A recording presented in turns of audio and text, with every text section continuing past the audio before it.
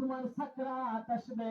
ওয়াজাত সাকরাতুল মাউতি বিল হক যালিকা মা কুনতা মিনহু তাহিদ।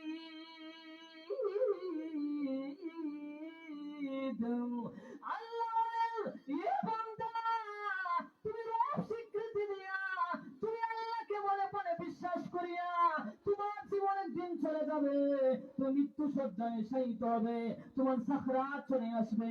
আল্লাহকে স্বীকৃতি দিতে দিতে এরকম ভাবে তুমি দুনিয়ায় থাকবে না। একদিন পৃথিবীর জমিন থেকে তোমার চলে যেতে হবে, কারণ দুনিয়ার নিজাম সিস্টেম হলো এটা। পৃথিবীতে কেউ চিরকাল থাকে না, কেউ থাকতেও আসে না, ওইখানে থাকার জায়গা না। আল্লাহ রাব্বুল আলামিন বলেন, এ বান্দা, মৃত্যু সজ্জায় তুমি শায়িত থাকবে, চতুর্দিকে তোমার আত্মীয় স্বজন তোমাকে কালিমার তালকিন দিবেন।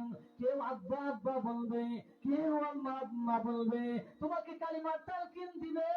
আল্লাহ রাব্বুল আলামিন বলেন, এ বান্দা, দুনিয়ার কেউ তোমার আপন না, ওই সময় আমি আল্লাহ তোমার আপন। আল্লাহ বলেন, যারা রব হিসেবে স্বীকৃতি দেয়, অতঃপর এর উপর আল্লাহর হুকুম মানিয়া অটল অবিচল থাকে, আল্লাহ বলেন মৃত্যুর সময়, ওই সময় তাতানাজ্জালু আলাইহিমুল মালাইকা, ওই সময় মৃত্যুর সন্নিকটে সাকরাত যখন চলবে, দুনিয়ার কেউ আপন না, ওই সময় তার কাছে আসমান থেকে দলে দলে ঝাঁকে ঝাঁকে নূরের তৈরি ফিরিস্তা দলে দলে তার কাছে অবতরণ করবে। ফিরিস্তা আসবে, এসে কানে কানে বলবে, তুমি মহান আল্লাহর পক্ষ থেকে সালাম গ্রহণ করো। বলুন না সুবহানাল্লাহ।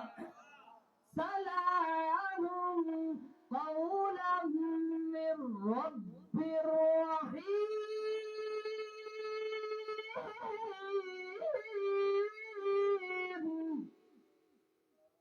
রব্বুল আলামিন, বিশ্ব জগতের প্রতিপালক দয়াময় আল্লাহর পক্ষ থেকে সালাম গ্রহণ